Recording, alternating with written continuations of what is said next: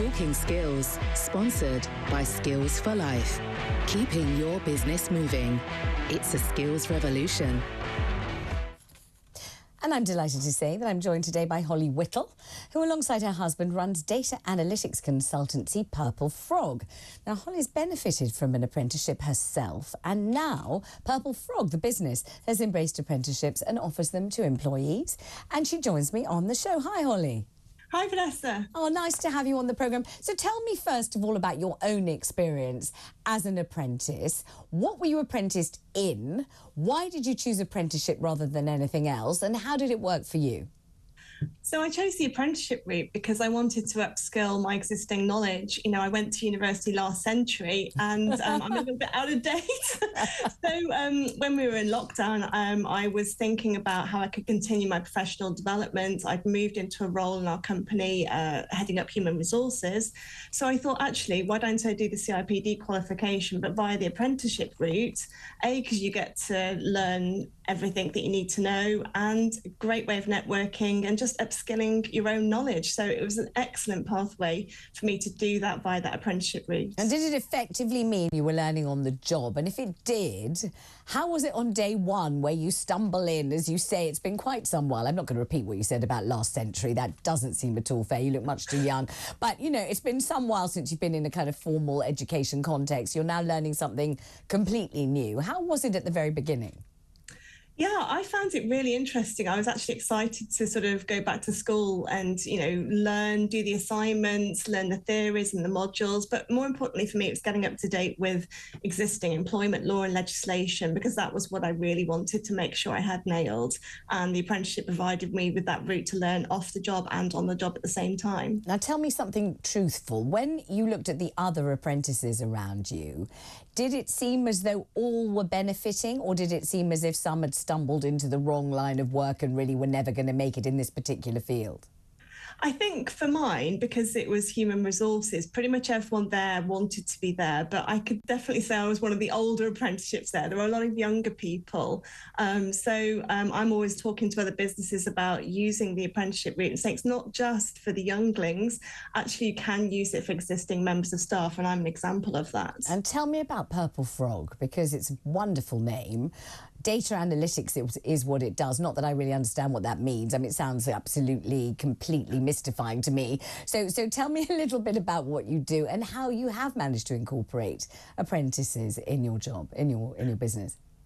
So we call ourselves a data analytics consultancy. Essentially, we're dealing with big data, reporting solutions, and we're doing very clever things to manipulate that data into reporting dashboards and applying clever things like machine learning. So it's kind of right at the cutting edge of emerging technology. So we're looking for digital skills within our business. And there was one apprenticeship that I wanted my youngest member to do, which was a digital marketing apprenticeship, because we needed to market our business and we needed to be on social media. We needed to be writing press releases, news things. And of course, you know, the young generation, they get social media. Yes. So she did it via that sort of digital marketing route as an apprenticeship. So I had myself going through it, learning the human resources as an older person, and I had her going through it, learning the sort of the younger digital skills. And tell me about the sort of formal aspect of these apprenticeships, because I think some people worry when they hear the word apprentice that all it really means you're going to be doing is sweeping up in the yard, or, you know, doing the filing or getting the coffee, and you'll never really get a proper chance to learn or a proper chance to be examined to see if you really have grasped it or what you've attained, or, you know, a nice lovely qualification to go after your name or on your desk on a special plaque or something. You know, people want it to be structured to some extent, don't they?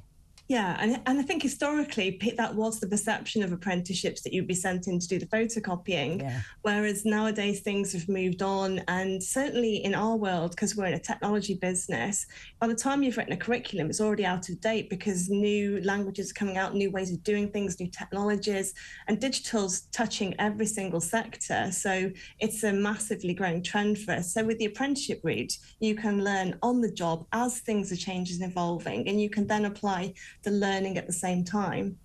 And so how long is the apprenticeship, and how many recruits to your company have you managed to obtain this way?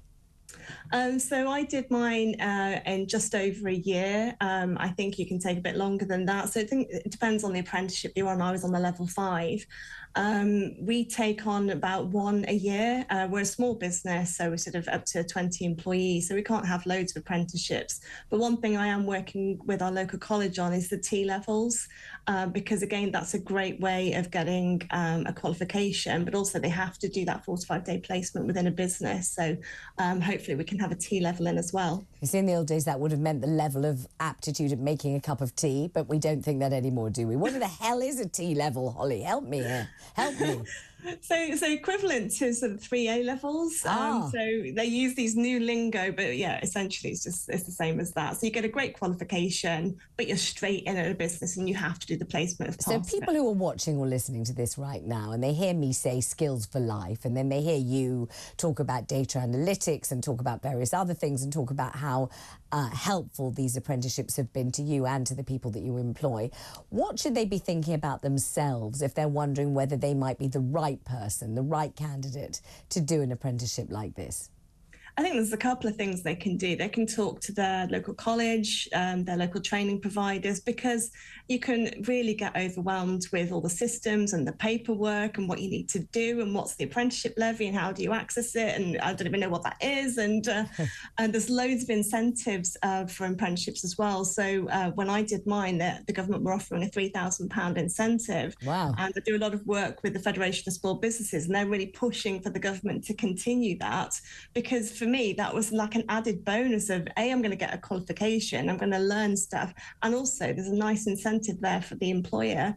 So I think definitely talk to your training providers, your local colleges, and also things like your local growth hubs, and find out from other businesses what they're experiencing, because I still think there's a gap between the government's trying to push out all this stuff, but I think businesses don't realise it's there and they're not tapping into it.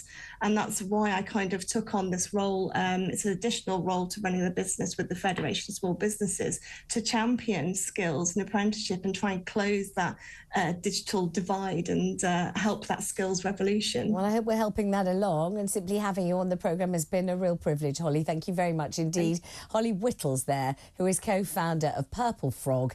Yes, you've been listening to Skills for Life. Talking Skills, sponsored by Skills for Life. Keeping your business moving. It's a skills revolution.